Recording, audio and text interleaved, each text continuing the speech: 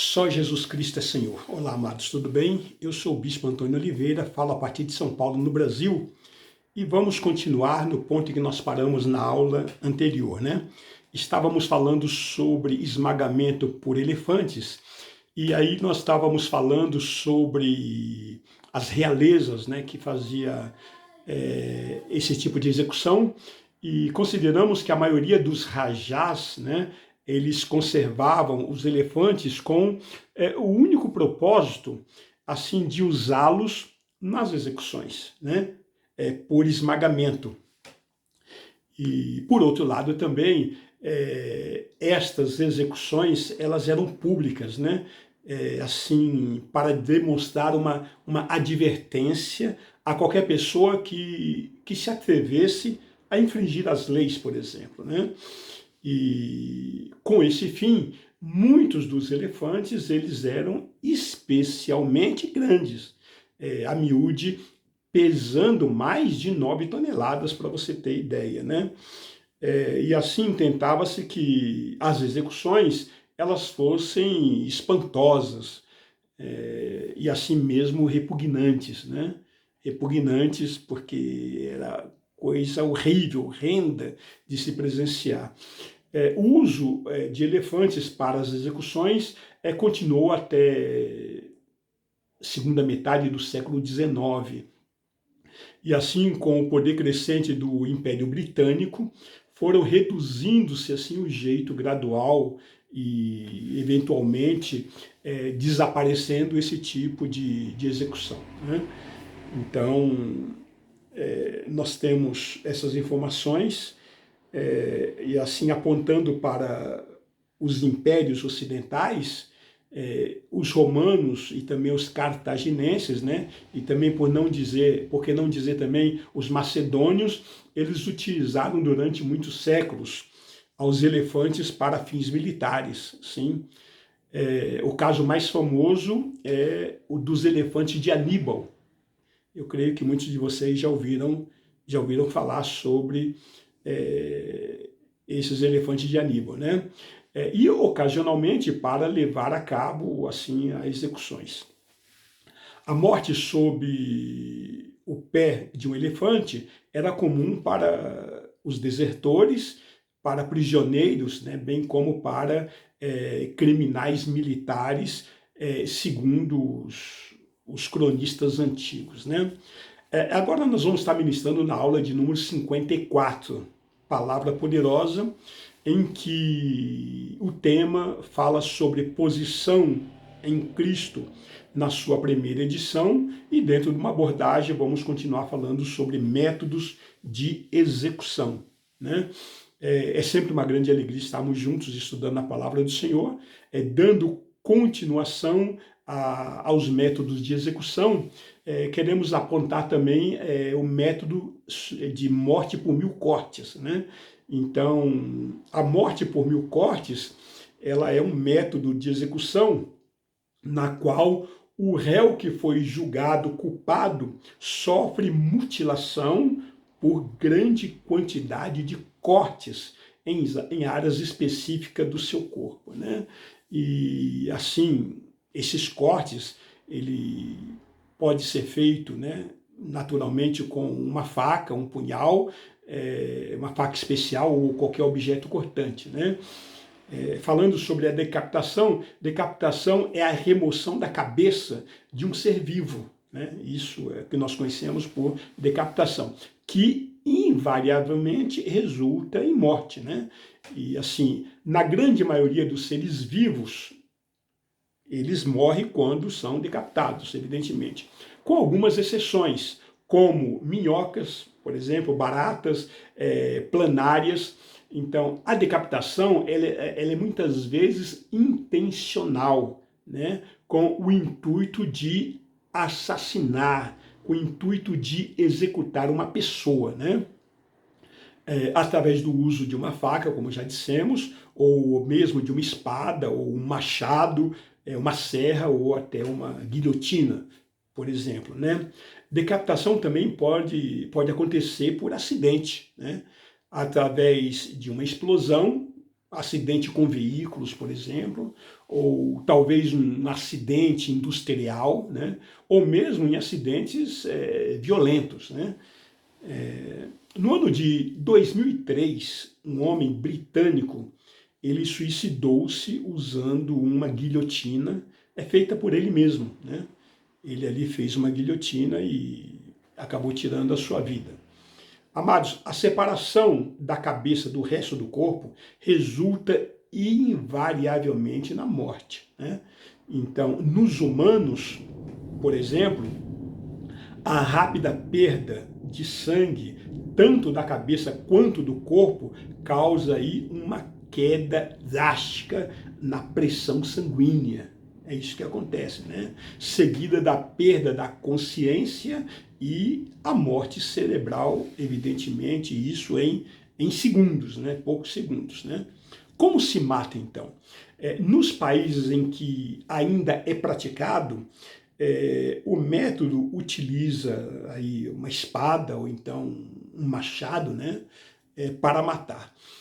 E assim, o condenado ele é geralmente vedado e ele pode ficar sentado ou até mesmo deitado, né, ali de acordo com a ordem do executor, né.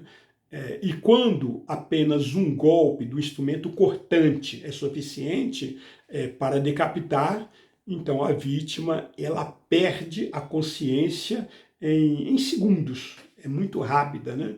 Esse tipo de morte. No entanto, devido ao fato de os músculos e as vértebras do pescoço serem rígidos, a decapitação pode exigir mais golpes, né? Isso pode acontecer, evidentemente, ou ocasionalmente, né? Agora, como é que morre, né? A morte ela ocorre porque a medula espinhal, que abriga células que transmitem impulsos vitais do cérebro para os órgãos, ela é cortada, né? Assim, batimentos cardíacos, né, e também respiração, elas cessam instantaneamente. E a consciência dura menos de 3 segundos, para você ter ideia, né? E qual seria então o grau de sofrimento? Nesse caso, o grau de sofrimento ele é mínimo, se o carrasco agir com habilidade e cortar a cabeça num só golpe. Aí o grau de sofrimento ele é mínimo, né? Então, cada golpe extra aumenta o sofrimento, evidentemente. Agora, onde é praticada esse tipo de execução? Na Arábia Saudita, na China, na Guatemala, no Iraque, são os lugares onde eles praticam. O desmembramento. Desmembramento ele é um método de aplicação de pena de morte e nela os 4 principais membros do corpo eles são arrancados, né? As pernas, os braços, e também é conhecido como arrancamento, né? Alguns falam arrancamento, outros falam desmembramento. Na França, sob o antigo regime, era a pena aplicada aos regicidas, né? Ou regicidas. Vítimas notáveis, por exemplo, Jacques Clément, que viveu de 1567 a 1589, né? Clérigo ativista católico francês, que durante os preparativos do cerco de Paris por Henrique III, no Château de Saïte, né? Claude, ele conseguiu apunhalar o rei com a desculpa de que lhe entregaria uma mensagem pessoal, né? E assim, os gritos do rei alertaram a sua guarda, que matou Clément, cujo corpo ele foi posteriormente desmembrado e queimado, né? Outra vítima, o François Ravalik, viveu de 1578 a 1610, assassino de Henrique IV da França. Ravalik ele foi rapidamente preso e dias depois foi conduzido à Place de Grève, né? Place de Grève. onde foi queimado com ferro e brasa, e a mão executora do crime, ela foi queimada com enxofre, e sobre as queimaduras foi jogada uma mistura de chumbo ali, né, um chumbo derretido, azeite fervente, resina, essas coisas, né? Depois disso ele foi desmembrado e o cadáver foi queimado, né? Foi isso que aconteceu. Robert François Damins viveu de 1715 a 1757, autor de uma tentativa de assassinato contra Luís XV. Outro foi Tupá Amaru II, que viveu de 1742 a 1781, provável descendente do Inca Tupá Amaru I. Foi um líder, né, Guixal, que encabeçou aí a primeira e a maior rebelião da corte independentista, né, independentista do vice-reino do Peru. Na Plaza de Armas del Cusco, Tupá Amaru foi obrigado a presenciar a execução de toda a sua família, né? Então, drasticamente ele teve que assistir à execução. Tentou-se esquartejá-lo, atando cada um dos membros a cavalos. Depois de várias tentativas fracassadas, finalmente, então, optou-se por decapitá-lo e, assim, posteriormente, esquartejá-lo, né? Sua cabeça foi colocada em uma lança e exibida em Cusco, e em tinta, seus braços em Tangaçuca e Carabaia, e sob penas sobre essa exibição, né? As suas pernas elas foram para Levitaca e Santa Rosa, né? O caso de afogamento, queremos falar um pouco sobre afogamento, ela é a aspiração de líquido não corporal causada por submersão ou por imersão. Já foi utilizado também como método de aplicação de pena de morte, né? Caso de afogamento. Os sintomas de afogamento, eles incluem agitação, inconsciência ou perda cardiorrespiratória, e assim comprometendo em geral, né? Em geral, o afogamento ele é rápido e não chama a atenção. Essa é a verdade, né?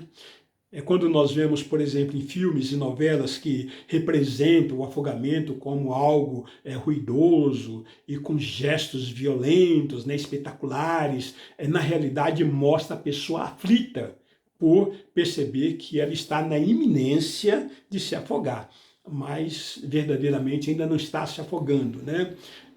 Mas ainda não é o caso, ela não está se afogando, ela está apenas gesticulando e em pânico, vamos dizer assim.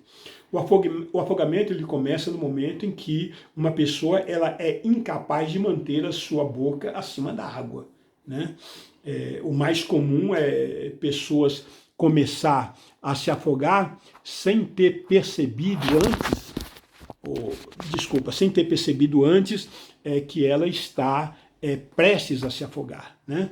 Então, isso é o que acontece. Por isso não grita e nem chama a atenção com gestos espetaculares, né?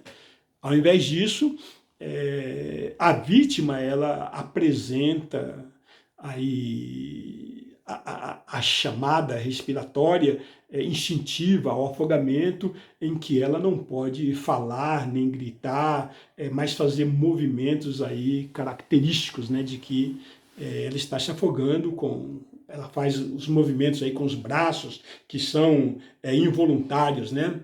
E aí controlados pelo sistema nervoso autônomo. E a resposta instintiva ao afogamento, ela abrange muitos sinais ou comportamentos associados com afogamento, né? Então, na próxima ministração nós vamos tomar a partir desse ponto. Que Deus te abençoe. Até a próxima, em nome de Jesus. Amém.